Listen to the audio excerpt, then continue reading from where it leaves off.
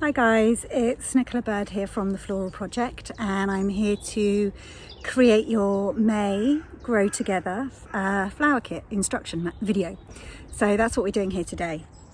So what you need to get started is you need some little pots or a seed tray or an old food tray. You need your plant labels. Don't forget these, otherwise I know you'll be posting saying, what is this, what is this?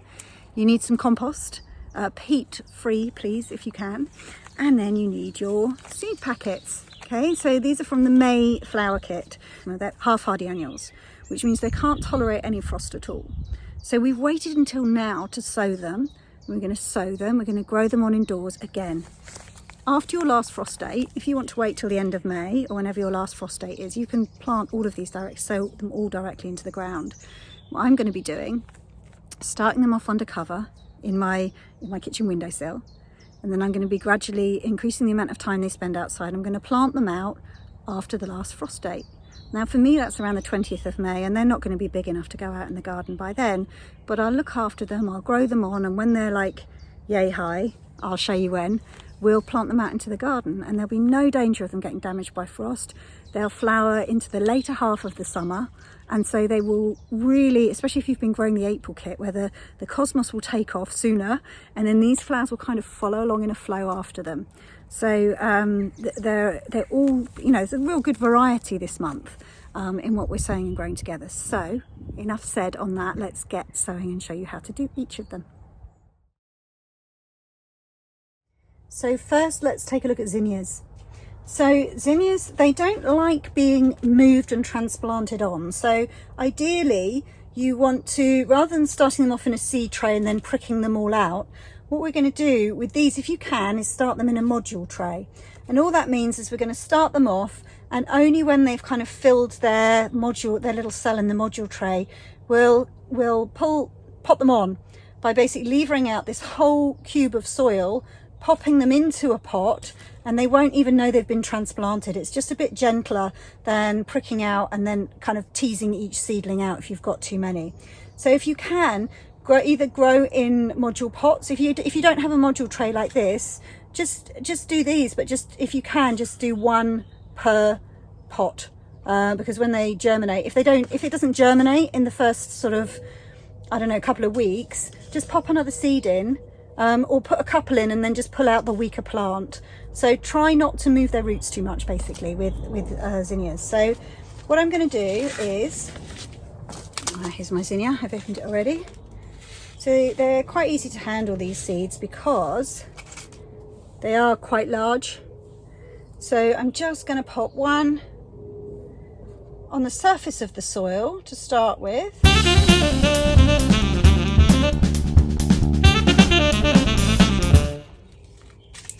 Pop those away so I don't get those confused and mixed up. And then all we're going to do is this. So you see I just put one on the top of each of these modules, and then you just want to finely cover it. Hopefully you can see what I'm doing here. Let me just shift the camera. Finally cover them in soil like this. Okay, so you don't need to like plant them deep or you know, make holes and drop them all in. You can just go like this. So there's a light covering of soil over the top. Okay, and what I'll do now, just have to do that, don't you? Just have to, can't not. And so what I'll do now is I will water these. Now these do not like they don't like the cold, and they don't like the frost. So what they do like is they like warm and they like moist. So depending on where you are in the country, zinnias will do well for you or not so much. But give them a go and see if you can create an environment that they like. So I am going to keep these, I'm going to water them, I'm going to put them into the kitchen to germinate. I'm going to put a plastic, I don't have one here, but I'm going to put a plastic lid over the top, because I want to keep the growing environment quite warm and humid for them as they're growing, and that plastic lid will just keep the condensation inside of the tray, make sure they don't dry out, especially if it's getting warm. Once I see a good degree of germination, I'll move them out into my greenhouse, and my plastic greenhouse, and then they will keep growing on there until they're big enough for us to pop them on and which we'll do together, and then plant out into the garden. So that's your zinnia. It's very straightforward. So next we have strawflowers. Okay, so these seeds are very cute. They look like, you know, hundreds and thousands, chocolate hundreds and thousands they look like. So I've just got a little pot like this. So I used to sow everything in module trays, but what I realised was that I'm not sowing 45 of everything. I only want, I don't know, 10 plants, right? I just don't have enough room in my garden. So I don't need thousands and thousands of them. So what I'm going to do is, if I just sow them in a pot like this, it means that when those germinate in my kitchen, I can move them outside into the garden and leave other seeds behind that haven't germinated yet. When I used to do like 6 different types all in a module tray, some of them would germinate, some of them hadn't, because they were different varieties of plants. Obviously they took a different amount of time to germinate. So this is my way of solving that problem. So I just sow into these, and they take up a lot less space as well on your windowsill. So all I'm going to do is I use my little finger and just scoop them out, or use your finger and thumb, however you want to do it, or you can just do a light sprinkle if you want to. But I'm going to do, I'm not counting actually, but I'm sowing them into the soil about 1 centimetre apart, so I can probably get about 10 or 12 in here. You don't need to be too fussy actually. So, okay, so just onto the surface of the soil. Let me just very carefully put these seeds back. So these babies need light to germinate, so it's really important that you don't cover them with soil. Let me just get my label, of course. So you don't need to cover them with soil. These are good to go just like this. I'll water those, put them on the kitchen windowsill, and that is strawflowers done. So next we have Nicotiana. So I've made a job of ripping that packet open, haven't I? Now with these, what I want you to be aware of is these seeds are tiny, so please open the packet very carefully. We've got like 2,000 seeds in here. I just couldn't seem to find a way of ordering you fewer. I know you don't need 2,000 plants, but you have 2,000 seeds here, so sprinkle with care basically. So I've got my little pot here with my compost in, and I'm just going to, there's no way of picking these up and sowing them individually, so I'm just going to gently sprinkle. I know I'm going to see so many pictures from you all with 5,000 Nicotiana. I'm just going to sprinkle that gently onto the surface of the soil, best I can. Get these will be germinating all over the greenhouse now all summer long. Get them back in the packet, and again these just need a very gentle covering of soil. So hopefully you can see that in the corner of the camera there. I'm going to cover them over. There you go. Water onto the kitchen windowsill. Done. So now it's time to sow our Amaranthus. These are just beautiful. I actually sowed them for the first time last year as I'm recording this for you now, and I absolutely fell in love with them. I've always seen pictures of them, thought they looked like really ugly plants, and oh my goodness, I just absolutely fell in love with them. They have these beautiful long red tassels, and they just, the time we're sowing them now, they're gonna go so well with your dahlias and just really big displays at the end of the summer. They're amazing. So the ones that we've got here are Love Lies Bleeding. So they're a dark red tassel colour. You can get Amaranthus in all sorts of different colours, but these are the ones I've picked for us to grow this year. So all you're going to do now, what I've done this time is I've decided to do it. You see me sowing in all sorts of different ways, but I'm sowing in a module tray this time, but I don't need, what's that, 40 Amaranthus. You know, I just have a tiny garden, so I've just done half the tray, not even half the tray actually. So there's nothing stopping you, just like I did this last year where I actually chopped some of these trays up just to make them into like half trays. But I'm just going to leave this empty. I've got enough room on my kitchen windowsill at the moment, so I'm not being precious about it. And if I need to, if I've got other pots and things, I should just put them on top of this side of the seed tray on my windowsill. So I'm not wasting space really. So I've just filled 1, 2, 3, 4 and 5. So I'm going to have 20 plants, which is more than enough for me. and half of those probably won't germinate, so I'll probably have about 10 plants, and some of them I'll use in my cut flower garden, and some of them I will grow on just in my borders of my garden anyway, just because they are so beautiful. The ones that I use for cut flowers I will end up pinching, because then I'll get a lot more, I'll get bushier, shorter, but more and more flowers. And the ones that I plant out into my garden, I'll pinch half of them, and the rest of them I won't pinch, because I want them to just grow really tall and crazy and majestic, and I want to see how big they can get. But it's totally up to you. You can pinch or not pinch, but if you're growing them for the vase, you will want to pinch them, otherwise you end up with massive, great big stems and a big kind of honker of a plant, which is not very delicate in your posies. So all we're going to do is, now you can see my compost at this time of year, it's been out here, it's really dry at the moment. So if your compost is really dry like this, you can either just water it first and then sow your seeds. But what I'm actually going to do is, I'm out here at the moment, my water is right at the other side of my house is right at the other side of the garden, so I don't have any water down here. So what I'm going to do, I'm being lazy today, is I'm going to sow these seeds. So you see these tiny little seeds here, and I'm going to grab one and pop it into each of the cells, and you're just going to lay it on the top, because these seeds need light to germinate, and they can take a while, right? They can take 2 to 3 weeks before they germinate. So don't worry if you've waited a week and nothing's come up and you're sticking in more seeds, like, don't worry about it. They take a little while. They just need a couple of weeks to germinate. And so what we're going to do is we're going to put these on the kitchen windowsill, and I'll explain to you how I'm going to water them in a moment. So what I'm going to do now is I'm going to label these, and I'm going to take them up to the house. And then what I'm going to do is I'm going to lift out this bit of the tray, and you'll hear people talk about watering your seeds from underneath. Now that's a really good idea if you've got tiny little seeds like Amaranthus, for example, or Nicotiana or poppy seeds.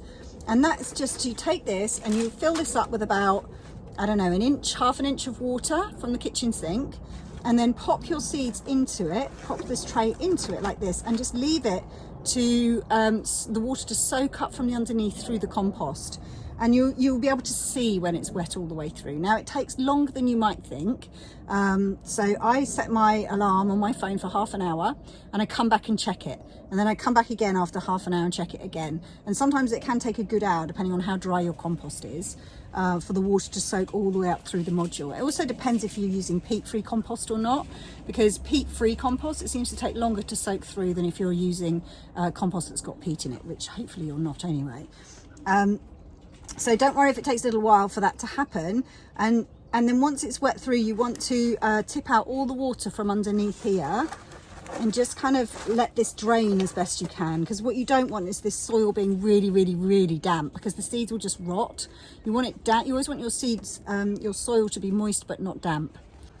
So once this is really damp through, this is a really good time for you to start to get a feel for what a well-watered tray feels like. Now, it's important to start knowing this, because what you'll often find, especially with peat-free soil, is it will look dry on the top and it will be damp underneath. And so it might not need watering, even though it looks like it. And so if you can start to get a sense of what a well-watered tray feels like, you'll be able to just pick your trays up and know whether they need watering. So it's something you start to get a feel for over time. So if you're totally new to gardening, don't worry about getting it exactly right, but just start to get a sense for what that might feel like. So what we're going to do now is I'm going to put these on the kitchen windowsill with their label in, and I'm going to leave them to grow on there until they germinate. Like I said, that could take 2 to 3 weeks, so I just need to be patient and make sure they don't make sure the soil doesn't dry out. And then when they start to germinate, when any of these germinate, I'm going to bring them out into my greenhouse, and I'm going to let them grow on there, and I'm going to plant them out after the first frost, which is fine, because after the last frost, which is going to be, when I'm recording this, probably about a month from now anyway. So they'll take a little while before they're big enough to go out in the garden. And that's fine, because what we don't want to do is plant these out too soon. They are really tender, so they hate the frost, absolutely hate it. So if we get a frosty night, make sure that you put a fleece over it, or make sure you put a lid over it, make sure you bring it in for the night. Like, really look after these babies, because any whiff of frost, you'll have to start again. But they are beautiful and so worth the effort. So I really look forward to you falling in love with them as much as I did. Last but not least, it's the turn of the phlox. So these guys need real proper dark to germinate. Okay, so I'm going to sow these ones slightly differently. Again, adapt to whatever it is that you've got available to sow and grow in. But I'll show you the principle of it, and then you can decide whether you want to do it in module trays or whether you want to do it in a little pot like we've been doing before, or a food tray or a seed tray. So I've got this half seed tray because, again, I don't want to sow a million of them.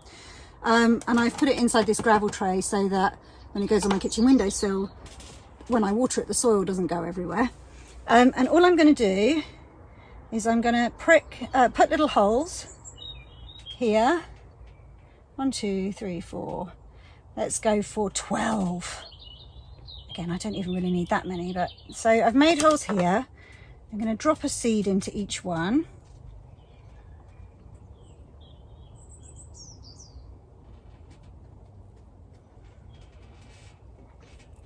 That way. I mean, I always sow, I must say, I always sow. I put about 3 in there for luck. I do sow about twice the amount of seeds than I want plants to buy, and that's just because I'm pretty new at growing.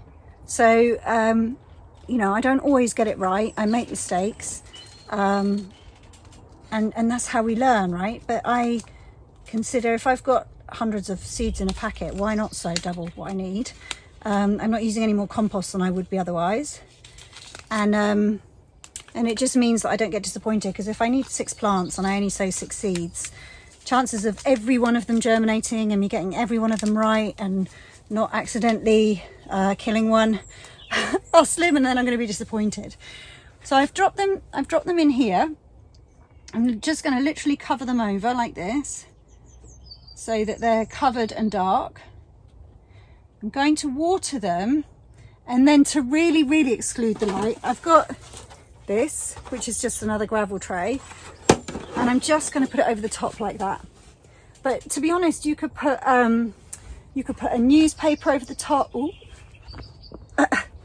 You could put a piece of newspaper over the top. You could put a book over the top. You could find something to exclude the light. And then, but what you do need to do, obviously, is just keep checking. Now, sometimes these can take a couple of weeks. See if I can put my camera down. Sometimes these can take a couple of weeks, but keep checking them, right? So these are going to go, again, I'm going to water them. They'll be on my kitchen windowsill. But you need to just keep checking, because as soon as they start germinating, any of them, as soon as you start to see the green starting to come up through, whip that off, okay? Because the ones that are coming up will then need the light, and if you've got this on, they just won't survive.